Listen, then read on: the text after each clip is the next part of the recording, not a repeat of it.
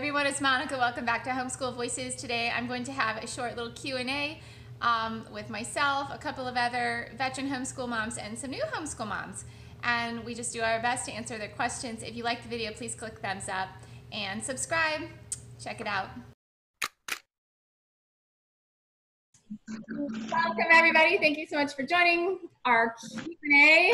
I was thinking maybe that I should just start off with talking about how in the world you're going to homeschool without a charter. Would that be a good place to start? You're good. You're wondering about that. What about Vanessa? You guys wondering how you're going to homeschool without a charter? I just found out that we're okay, actually. You're okay. Yeah, so that was good. We were enrolled, but I wasn't sure what it was going to look like, so I think we're okay right now. So. Oh, you're so lucky. Jordan and anyone else. And then Wendy, feel free to chime in if I'm not 100% accurate on something. But basically, you have a few options. The simple one that most people would do in California would be filing a PSA. That's a private school affidavit. And that is how you do it in California. You're either with a public school or a private school. So you're starting your own little school. And you don't really do it till the kid's, what, 6 years old, right? Yeah. Yes. Kindergarten. You don't have to teach too much of it. So I can provide a link to that where you can go fill that form out, and also a link to directions provided by HSLDA. So you can only sign up with HSLDA if you are not with a charter, because charter is a public school. So they will only represent you if you're not with a public school. We're sort of like a subscription lawyer service that specializes in homeschoolers, and so they can answer any questions that you have. No, there's no soda either. Very accurately. And that PSA, I was just gonna tell them that there's a 2-week window in October when you can file it. Any time during that 2-week window, and like you said with HSLDA, they give you literally line by line instructions. And you print it out, set it next to your computer. It'll take you 10 minutes, hit submit, print records for yourself, and that's it. It's so easy. It sounds so scary. And a lot of people say, what do I do from the beginning of the school year until October? And my understanding is you just make sure that your child is, you get enrolled and you take them out of the school that they were in officially. And just wait till October. Right? We've always started school, and that's just part of that. I just file in October, but we've always started ahead of October. Oh yeah. Monia, I'm having a hard time hearing you. I don't know if it's just me. Like, I can hear Jordan really well, but yours is coming in and out. Mine? Yeah. I don't know if everyone else needs to mute or something. I'll mute now. No, I think that might be because I'm hearing a lot of feedback. So maybe if you're not talking, if you just sort of mute it and then unmute it if you want to talk. Might be some TV going on in the background, and somebody's too. I think that's a little better. So, and then the other way would, there's a few private schools in town that you can kind of sign up with them. So basically, like I said, it's public or private school in California. So you would be technically going to their private school, but they have an option for homeschoolers where they will just do your records basically. And they have different levels of involvement. So they could just do your records, or maybe you take a couple classes, or maybe you're involved in sports. So I know the private schools around here have that option. And then there's moving beyond the book. And again, the lady who owns that, Elle Marie, she has her own PSA, I'm pretty sure. And then you just sort of sign on under her. And some people like that because they're not directly signed up through the state. So they kind of like that, a little bit of a buffer. So what questions do you guys have though? Do you have any information or any experience with like private homeschools? Like, I've been doing some research on the internet.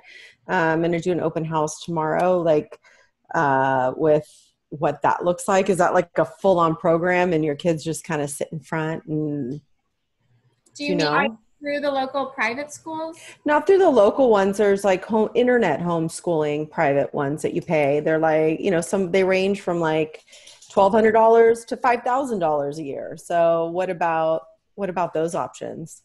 How about Wendy? Do you have anything on that one? I've never done it that way, and I don't. Sorry. Oh, it's okay. I have a friend who does a Catholic one, and she likes it. Yeah, And it covers all. Mia, are you asking if there's like a certified teacher who's gone out on their own and is working like out of their home? Is that kind of what you're thinking? So I'm brand new to homeschool. Like I don't want to be like the full on teacher. That's why I liked, having the option with the charter school. And I don't know if we're going to get in, we're still on the wait list and with all that, legislation. But I need guidance, and I don't, I work full time, I work from home a lot, but I travel. So if I needed to take him, I could take him. So it's just kind of like, I just want something a little bit more structured, just not me. Does that make sense? What ages are your kids? I'm just going to do my first grader. So it should be like not easy schooling stuff. So yeah. Because I know 3 with Golden Valley, and I really got on because I was curious. I would love to find out information on curriculum pages where people have reviewed curriculum, or where there's open houses and you can go and get your hands on, like Vanessa and I are going to be through Golden Valley. I want to use Abeka for math, but I don't know if I want to buy, like I want to see it first. I want to get my hands on it. Right. But I know that through Golden Valley, I can't submit that. I mean, there will be pieces you can submit. Have you ever been to a CHIA convention? No. So they do it every year, obviously not this year because of coronavirus, but it's held in Pasadena. It's Christian Home Educators Association, and it's a gigantic homeschool like expo. And Abeka, all these vendors are there. They have sit-in lectures. It's like a 3-day long weekend event. They have childcare. They have stuff for teens. My favorite part is the used curriculum sale, because I was like you when I first started.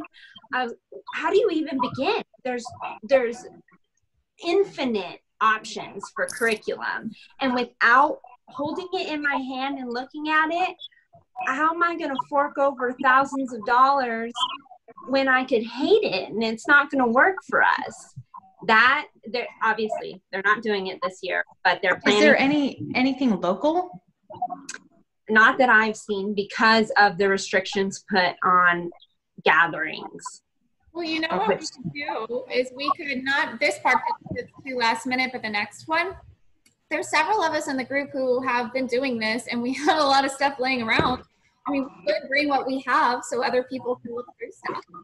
I'm in my homeschool room right now, and I have tubs on tubs of stuff here that I would love to open up and share.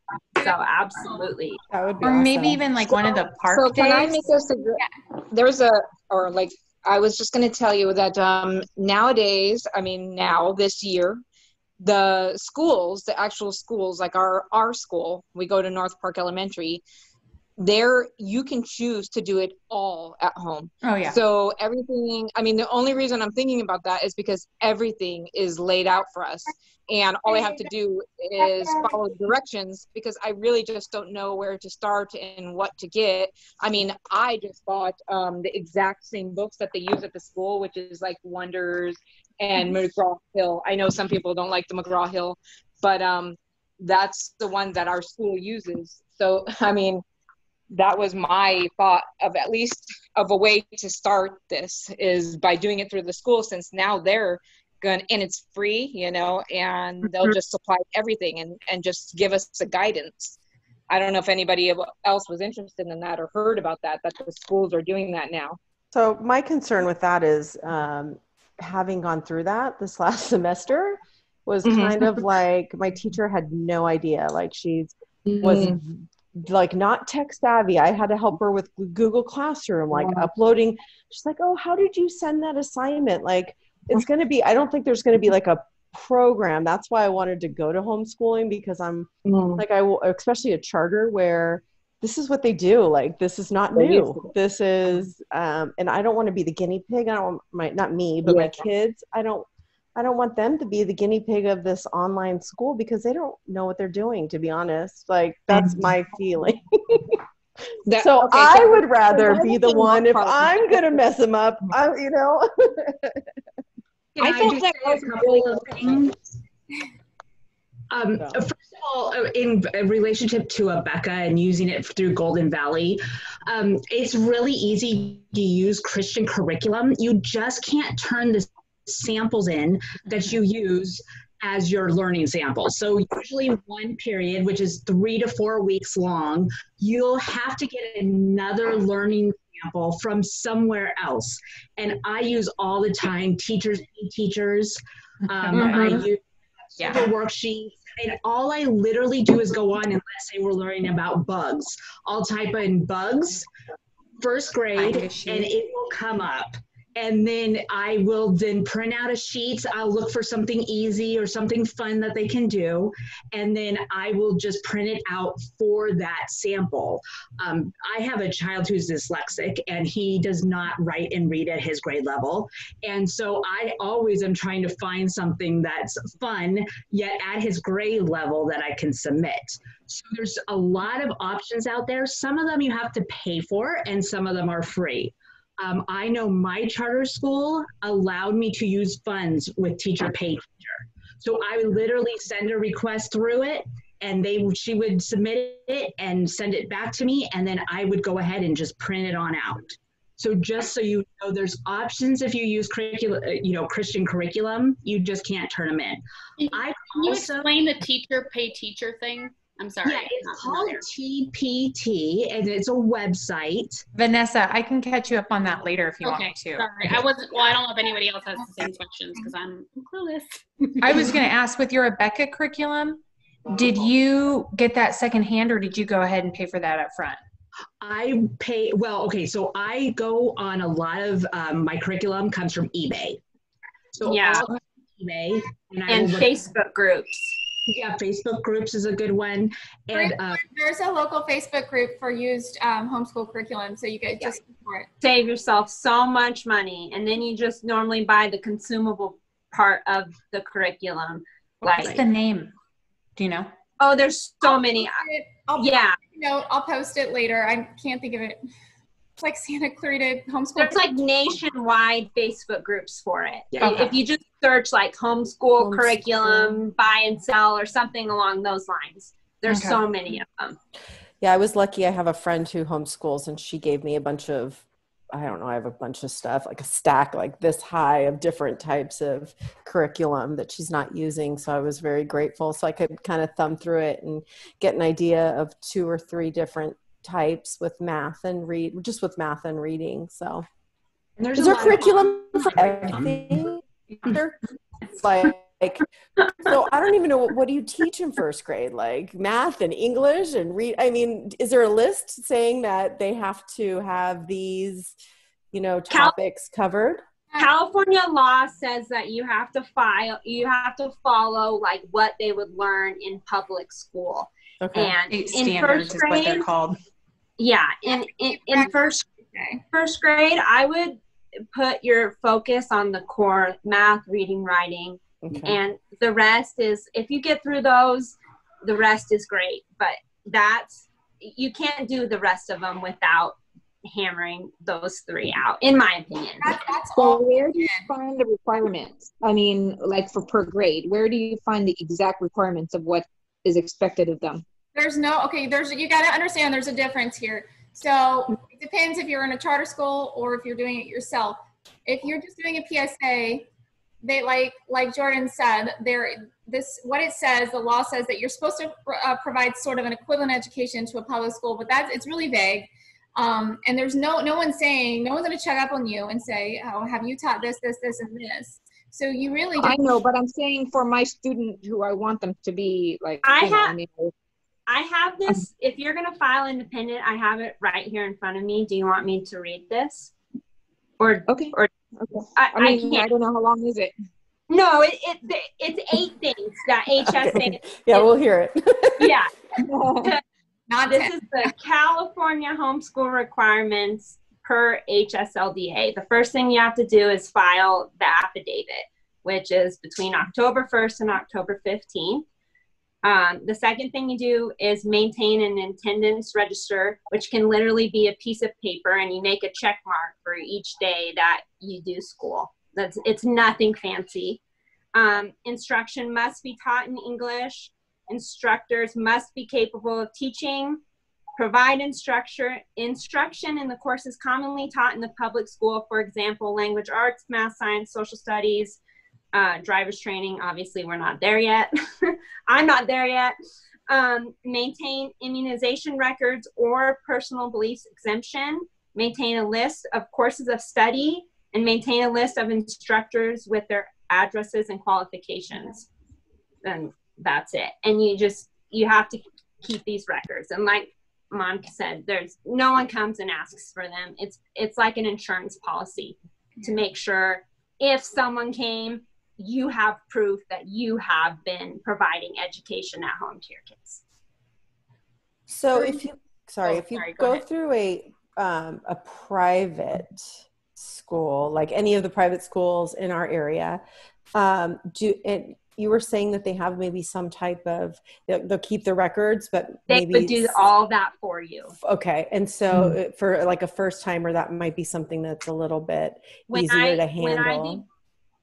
When I did kindergarten, I used a PSP, and because I didn't know what I was doing, and the thought of maintaining records was intimidating to me. And after I realized how little work the record keeping was, I filed independently since then. And so this will be my upcoming 4th year filing independently.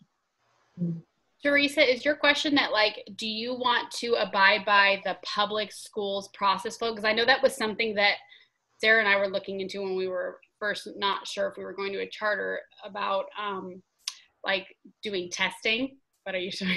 I'm not saying that they need to be, so they're up to par with the public school. That way, if at some point they go to public school, they will be. Is that what you're asking? Yeah, that's my idea. Like, I mean, I don't think I would, once they decide to homeschool, I'd probably stick with it, but I want them to be able to go to college and not feel like they don't have what they need or whatever, like they're falling behind, or if I ever needed to. I mean, let's say there's an emergency and I need to send them back to school. I want them to be able to do what's in front of them. Yes, exactly. A lot of the charters offer those tests, or I think sometimes, I don't know if they're mandatory is inspired. Yeah, some of them are mandatory. They want you to take them, but you can usually get out of them, but they don't like you. Right. But they'll be attached with using a charter school. I think, is it true that, like, you could actually pay to do the state testing on your own independently if you're not connected to a charter school? So all you'd have to do is probably look on, I mean, Sarah probably knows this more than I do, but as an educator, but look on the state site for the curriculum, the Common Core curriculum, and just keep it is similarly vague too. So it really just gives you a baseline of like what the objectives are you need to meet, like in reading comprehension. They need to be able to read this many words a minute, kind of the same things that they're doing in their public schooling. It's just laid out for you. And so if anything, it actually was kind of cool because I saw that it was vague compared to the public school. I'm like, oh, so they don't have to do the specific reading book that they're reading. They just have to learn how to understand it, or comprehension. And so it does give you room to work with it. But at the same time, like if you're wanting to do state testing to keep up, like you could pay for it, I think, separately. That's right. Yeah. I think one of the common ones is called STAR 360. Okay. I was just going to say rescueelementary.org gives you kid-friendly standards. And I think that's what you're asking is like, what's the scope and sequence that your kids are supposed to learn throughout the school year? It's those standards. When a teacher gets them, it's really confusing. It's like R1-2, R2. Wendy's like, yeah. But so when we enrolled with our charter school, they give you a parent-friendly list. And like I already in my mind, like I've got to go through, and when you see those 2s, 3s, and 4s at the elementary level, that's understands the concept, but they don't have 4s, do they here? I'm like, they do. So, but 3 is mastery. And so what you're looking at, why you test your kids is to see in hopes, if they're not a good tester, it doesn't show it, but in hopes that it shows the mastery of that concept. So, I mean, it doesn't matter to you. I mean, you've seen the mastery and you don't need a test and you don't need to test I mean, I don't care about the test. I just want to make sure that, you know, that they're getting what they need. Exactly. Because I have no, how do you even start? That's a question. Like, I mean, you guys said there's so much to choose from. How do you know what, I mean, I buy stuff every single summer. I buy millions of books and I'm like, okay, so which one, you know, like, and they're all so different, you know? I want to give a little bit of a different perspective, and I know that there's going to be a couple perspectives, so you're going to kind of just listen to what you feel best about. But I've been homeschooling my kids the whole time, and my approach has been to very intentionally not look at what public schools are doing. And I say that, but I mean, I have a little bit of that in my head, obviously, because I went through public schooling. So what I have done is I have said, when do I want my kids to be done? And that's around 16. Now they might go, I might do more with them, or I might enroll them in the local community college. But my goal is to try to teach them everything I want to teach them at 16. And I literally made a list of everything that I want to teach them by that age. And I spent a lot of time thinking about it. And then I said, how many years do I have to accomplish that? And I literally made a year-by-year plan. And it actually is not that hard. Just you make a master list of everything you want to do and say, how many years do I have to accomplish this? Now, that you're making that plan, you can make that plan. And of course, every year you might change some stuff because you might realize you went slower than you could, but you have some sort of guidance. And it's not necessarily what the public schools are doing. Now, that's just my perspective. I know a lot of people really want to feel like they're following the public school, but my concern with that is that you might be pushing your kid too hard, or you might be holding them back saying, hey, we're doing good enough. Now we can go do this other stuff. So what we do is we spend about 4 hours a day and we learn. And we learn what we learn. And there's no shaming for not going fast enough. And I certainly never say, hey, you're already doing great. You can just take the day off. So, I mean, if we take the day off, we take the day off, but not for that reason, not because they're so ahead. So we just learn every day. And it's I have those goals based on the long-term goals that I set for them. I think the beauty of homeschooling is that homeschooling doesn't have to mimic public schooling. When you really think about a public school day and compare the actual time spent learning compared to the time spent doing all these other things, recess, lunch, the actual learning time, school at home doesn't have to be 8 to 3. That's a really long day, especially for young kids. We learned that time. You know, and I'm the same way. We're done by lunch. That's lunch, and we eat, and then the rest of the day is theirs to do whatever they want. You know, but that's a great point, because sometimes you find, as you go through this, you find like, okay, we need to spend more time doing this. We're blowing through this. This is fine. That's the beauty of homeschooling. And when you said like you don't know where to start, well, I think you have to narrow your options. Are you gonna do distance learning through your public school, or are you gonna do homeschooling? Then if you're gonna do homeschooling, are you gonna use a charter, which might be hard right now, but a PSP would be okay, because that has nothing to do with receiving state funds.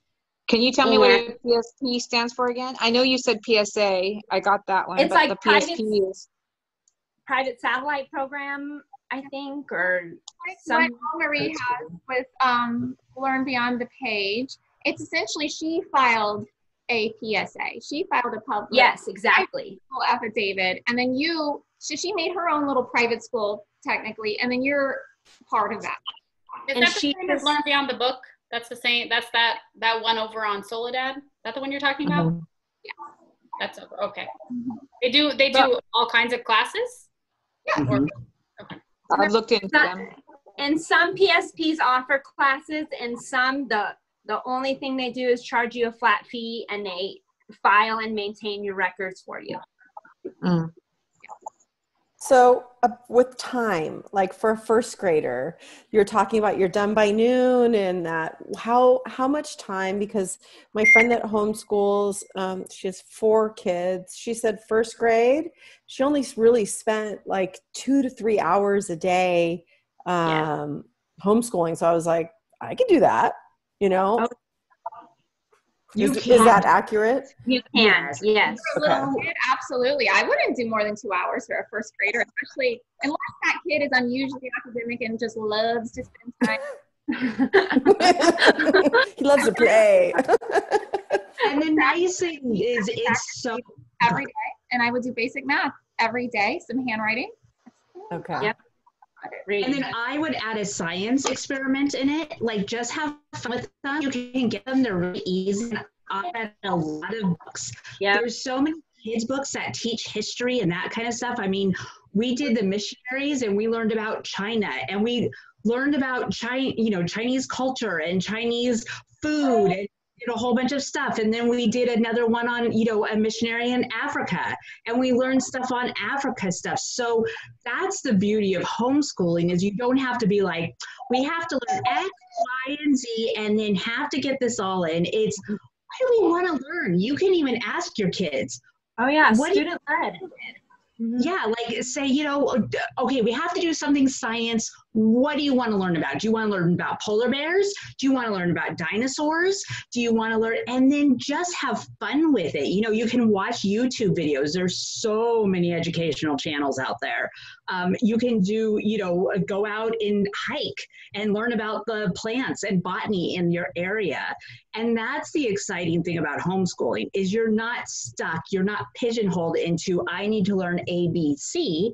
You can decide, wow, you find something interesting on the internet, teach them about it. That's what's so cool about homeschooling. As long as you have the fundamentals of English, math, and, reading, writing, and arithmetic, right? As long as you got that down, then go have fun with your kids. Okay, that sounds great. I love that, because it's like interest driven by them, not like force fed. And yeah. And you really dial down the pushback from, I don't want to do this. Right. Why, when they feel like they're in charge and they're learning about what they want to learn, it just is so much easier. Well, I liked what Mooney said about the how the homeschooling, like doing the distance learning thing. It was interesting because one of my kids is a little more advanced, although he has way more assignments. And it was just, I was like, oh, you're done, so you get a break. But my other kid's over there doing work. And so I do like the idea that it's like we all learn at the same time and we're all done at the same time. It's not a reward for just being able to understand things quicker. And so I do like that. It doesn't discourage the other kid from just being a little slower at the learning process. I do have a question on that note, though, because, I have a third going into third grade and going into sixth grade. Can you guys give me an idea of how you balance that balance between educating both kids at different levels? Do you have projects? I'm assuming science and actually what I'm researching now is like history too. I can incorporate to both. What is your experiences, and like what do you guys love to hear feedback on all that? I can give a quick example, and I suspect I know Wendy has kids of all ages, so she can give some feedback there too. But for example, we learned about who was Paul Revere, and we read several books. One was a picture book. I have a 9 and a 12-year-old, and and then my 12-year-old read a lot more, a book that was more at his reading level. And then they both wrote reports. So, my 12-year-old wrote more of a true report. And my 9-year-old, it was pretty decent for a 9-year-old, but it was more of a 9-year-old report. And then and if you're creative, you'll do a lot more than what I did. We watched some videos, we read some books, and then they wrote a report. And they both learned about Paul Revere, and there was a lot of overlap, but then there was some independent work too. So I have 4 kids, 9, 7, 3, and 1. And my husband works for the Los Angeles Fire Department, and he's gone all the time. So like you said, where's the balance there? Because you are one person and they both need instruction. So I have found like math, we switched to Math UC, and it comes with DVDs.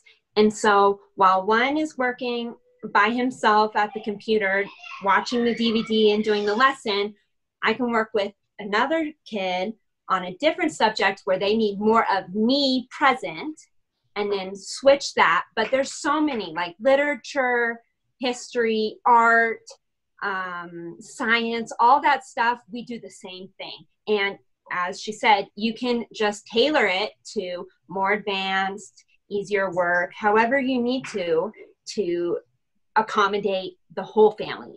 Each kid doesn't need different curriculum for each grade, for each subject, for all of those things. Like I got, behind me, I have a set of books. I'm on the phone. And there's a web called homeschoolers.com, and she has made a bunch of her own curriculum. And I got her literature set, and it's based on these classic books, and it comes with instructions on how to make these lap books that come with projects that they fit everyone, and they can get more advanced. And it was just easier for me. So I did like her music, it's like composers, world's greatest artists, that sort of stuff. And for history, it's called Homeschool in the Woods, and it came with there's like the Time Traveler series is what we're doing now, and it's so great because same thing, it's very project based. My boys are very into, like, they want to be hands-on. And that's another thing, as you said, figuring out where to start. What kind of learner do you have? Because certain curriculum is not going to fit when your kid's very hands-on or doesn't like workbooks or all those things. That's all stuff to take into consideration. But I absolutely think you should try to get as many subjects together. That's my goal. If I can teach them at the same time. Like, I know math is going to be the one that obviously will be different. Yes. But thankfully my kids are both good, decent readers. So I hope that I can work with. Yeah, thank you. That was really insightful. Yeah. I appreciate that. We have alternating. So another thing that I've done is made sort of, this has to do, so I said I make that long-term goals for their whole education, and then I make yearly goals. I literally have a checklist that I use. And so sometimes what I will do is alternate. So if my son needs to work on algebra, I will sit down with him. It will require me to sit down with him. He just really can't do it himself and really learn it well. But my daughter has, well, this is my son's, but she has one just like this. She has a checklist, and she knows things that she can work on herself.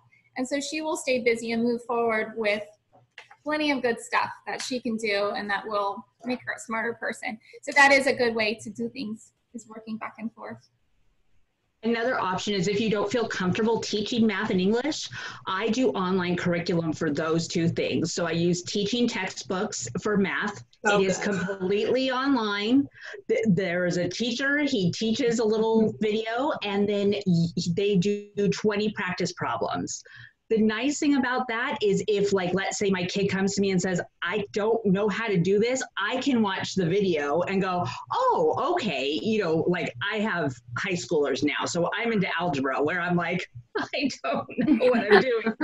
So it really helps me to have a video to be able to go through it with them and be like, oh yeah, I remember that. And then I can help them. And there's also Khan Academy and a lot of math help and that kind of stuff. English, especially in your elementary years, are going to be the same things over and over and over again. So you can literally teach English together, like, what is the grammar of a sentence? What's an adverb? What's a noun? What's that kind of stuff? And literally teach all of them at the same time with English if you really wanted to. Or you can do online curriculum like I've done with English as well, especially since I have, fourth graders, but I also have high schoolers. I need a little more flexibility with my English and math. What was that called again? The online curriculum? So there's tons, but there's teaching textbooks, that's math. And there are others out there. I mean, if you just type in like online curriculum, Okay. And then Perfect. Time for Learning. So I wanted to ask about the math My son is really good at math. He's going into 6th grade, and he was actually he was approved for GATE this year, and I'm actually excited because I feel like I can hone in on his gifts better than I could at. But on that note, I'm sucky at math. I'm a nurse, but math is like, I was forced to know math. But that being said, he's really good at Common Core. He understands it, which is something for me. It's like you give me the rules and I'll follow. But anyone give me a recommendation of a good math that's like for people who comprehend, like it's like a story for them? I think that's kind of where he's at. There's a series called, is it Life of Fred? Oh yeah. And it is very, very story based. I have it in one of these tubs right here. I have the whole series, but like you just said, it's a little book, and it's a story, and it's fun, and it's engaging. But like what you said, I think the best thing to do would be either like teaching textbooks or Math You See that comes with instructional, either online or DVD options, because then they're learning from someone who is so well versed in the subject. Yeah. Also, that's a perfect age for an app that's amazing called Dragon Box. It teaches the basics of algebra. It's really cool. It's something, it's supplemental, but it's really very cool. Okay. And that's the great thing about homeschooling. I have children who are dyslexic and have issues. And then I also have children who are ahead, and I've just let them soar and go ahead. And my daughter ended up going to Academy of the Canyons for high school, and she's doing fantastic there, because she was great at English. English is her thing. And go write a paper, have fun, whatever you want to write about, go do it. And that was her choice. She loves to write papers. And she writes like at a college level when she's only in 9th grade. So that's the beautiful thing about homeschooling too, is you can tailor your curriculum for as high as your kids can achieve or for as low as they need to be. Very cool. Well, this is a cool book we've been going through. I don't know if it's backwards, but it's Painless Algebra. It's sort of, I would say like Algebra 1. I don't know, it's sort of like light, but it's very fun and a little silly with the way they present things, but we've been liking it a lot too. Yeah. So there's a lot of stuff. There's just so much online, and there's some that's video based, and there's some that is actually, they're actually in person where it's sort of like Zoom or something similar, where they have classes. So there's a lot of options.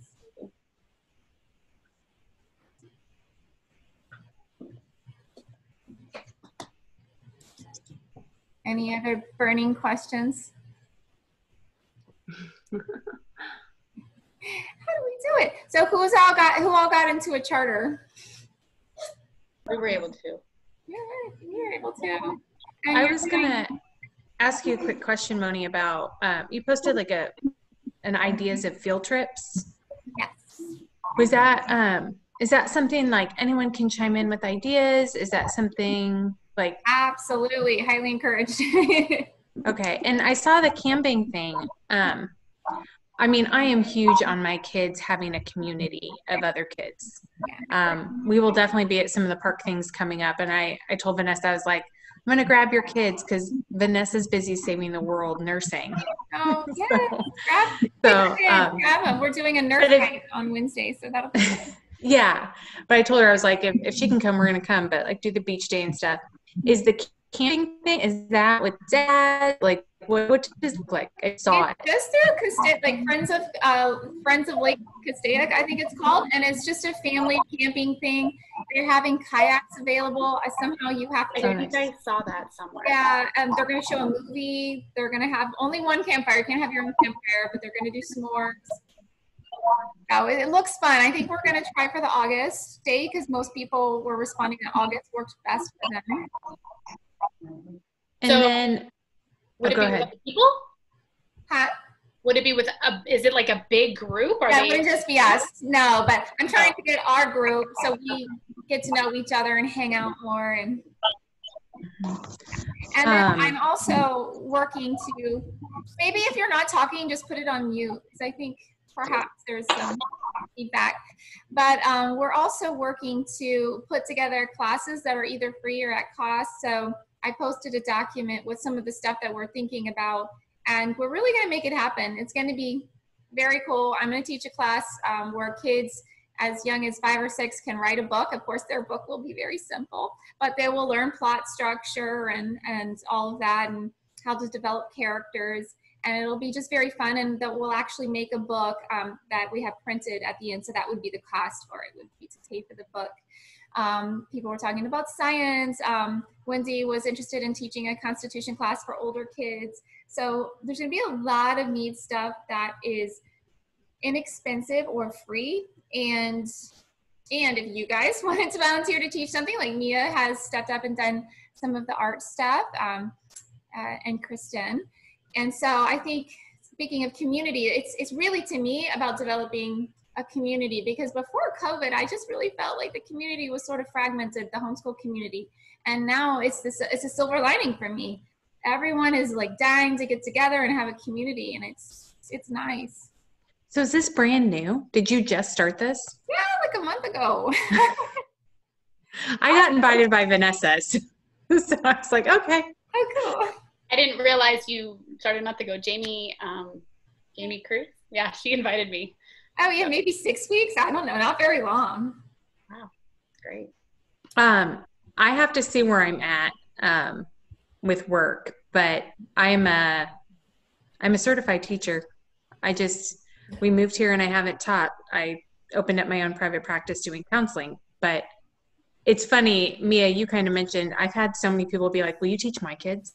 Can my kids come to your house? And I've already said no. But I've told Vanessa, I'm like, we'll do a lot of stuff together. Like our boys are very similar. But I'm happy.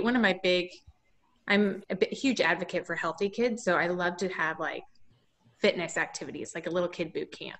That would I would love to do something like that. That would be awesome. My little guy would love that.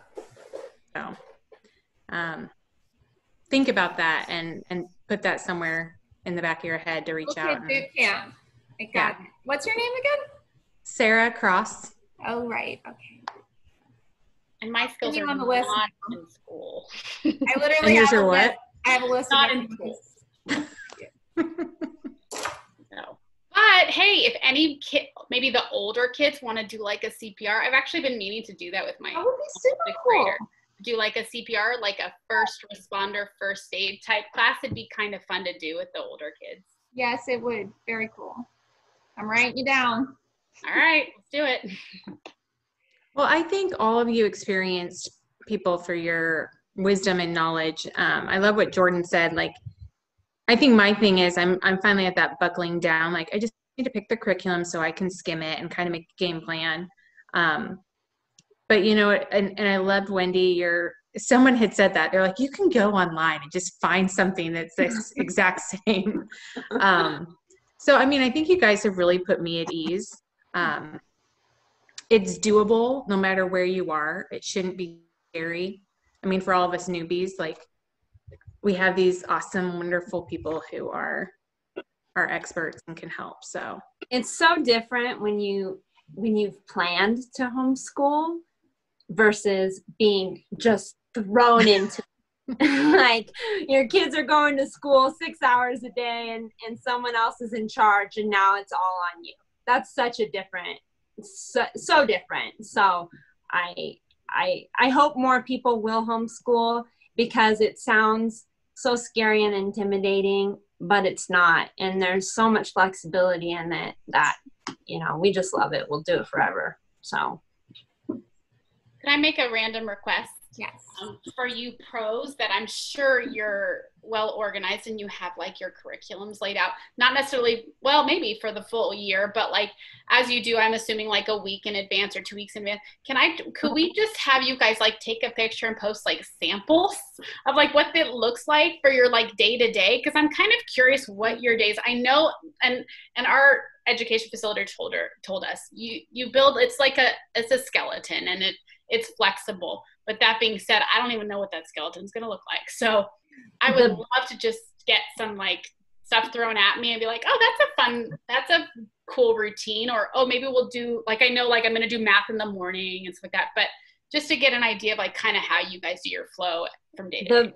The best thing that I did for me, there's a mom, her name's Christy Clover, and she has a Homeschool Organization e-course, and it comes with all these printables and stuff. I do my entire year in a weekend, and I use a crate system, and it has 40 files in it, and I get a X-Acto knife, and it's very fun, and you cut all the pages out of your books and you organize it by week, and my kid can go and pull out the week we're on. It has all the work in it, and they go through it at their pace. Whether it's sometimes they want to get it all done in 3 days, well, that's great.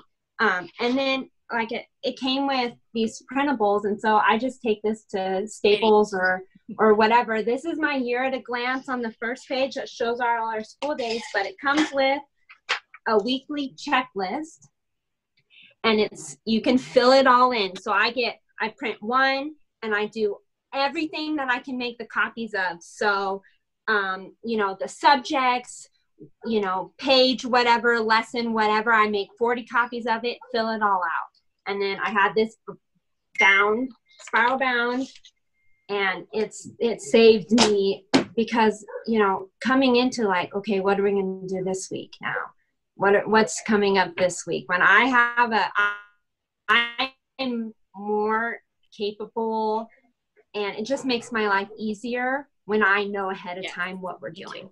I work too, so I want to make sure that thing is like I don't know, or like I pick up a shift, or I'm on call, so Mom had to work, ended up in the work, staying up all night, so I'm tired, so we're gonna sleep in. So that's my thing, is my schedule is so interchangeable as it is. I need to make absolutely flexibility, but at the same time keep us on track. So absolutely. Website, because that sounds cool.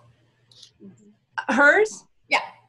I think she's just ChristyClover.com now. She used to be Raising Clovers. I think it's just ChristyClover.com. So with a K, R-I-S-T-Y or K-R-I-S-T-I-C-L-O-V-E-R. Okay, very, very cool. I should mention too, Easy Peasy all-in-one online homeschool or something like that. It's free. And it's a curriculum that's laid out, and there's a scope and sequence. If you guys want something that's more structured and cheap, that's a decent option. And it's like a Christian-based one. The only thing that's particularly Christian, if you're not Christian, is I think there's a Bible study course, and everything else is you would never know. What is that called again? Easy Peasy, all-in-one online homeschool. Am I saying that right, Lindsay? Yeah, if you just look up easy and then peasy, they rhyme, right? If you look that up, it'll pop up. Yeah. And that's really good for younger kids too. I really did use some of their stuff. Very cool. And Ambleside Online is a free, a free course, curriculum. It doesn't include math, it includes everything else, but it's literature based, and it's based off of Charlotte Mason. Essentially, it's just literature based curriculum, and it's free. It's pretty cool. And just so you know, you can be very flexible. What I do now, I have older kids, so they range from 11 to 16, is we have a basic schedule. Those of you who are new are probably going to have to work into this with your kids, but I'm to the point now where I get up, I get my kids up at 7, they know they eat breakfast, they all take a shower, they do their morning chore, and then they do their independent work. That's every day. English and math they do on their own. And then I will pull all my kids, except my high schooler, I will pull all my kids and do science and history between 10 to 12. So we'll do like an hour of history and an hour of science, and it just depends on the day. And sometimes like science and history, you don't have to do every day. So you could do science Monday, Wednesday, Friday 1 week, and then Tuesday, Thursday do history, and then the next week switch it. So you can work around your schedule, and that's just my base plan. And then in the afternoon, I have educational free time. That's when mommy goes and takes a nap or does something that I want to do. And they can do art from YouTube. They can do, you know, whatever they want to do, watch a documentary, whatever is educational. That's what I do in the afternoon with them. And that gives me time then to do stuff. I love that you acknowledged having separate time, because I think please. that's something, that's the biggest thing that people say about homeschooling is like, but I need some time to myself. So that was really, that's good. That's smart. Like, it's some free time to be on you, attached at all times. It's possible. Very cool. Thank you. We're I don't know. Was that it? Or do we have any more questions? Any more last thoughts? That's it. Well, thank you so much for joining us today. It was a really good chat, and I think not this coming Park Day, but in 2 weeks at the next one, we'll do a show and tell thing. So I'll try to get everyone who's been doing this for a little while to bring as much as they can stand to bring, and we'll just tell you about stuff. That'll be really fun, I think. Awesome. Thank you. Okay, Thank you. guys. Thank you. I really appreciate it. Thank you. I hope that was helpful. If you liked the video, please click thumbs up and subscribe, and make sure you hit that notification bell next to it. If you have some more information that you would like to provide, please do so in the comments. Keep the conversation going. In the meantime, happy homeschooling and have a great day.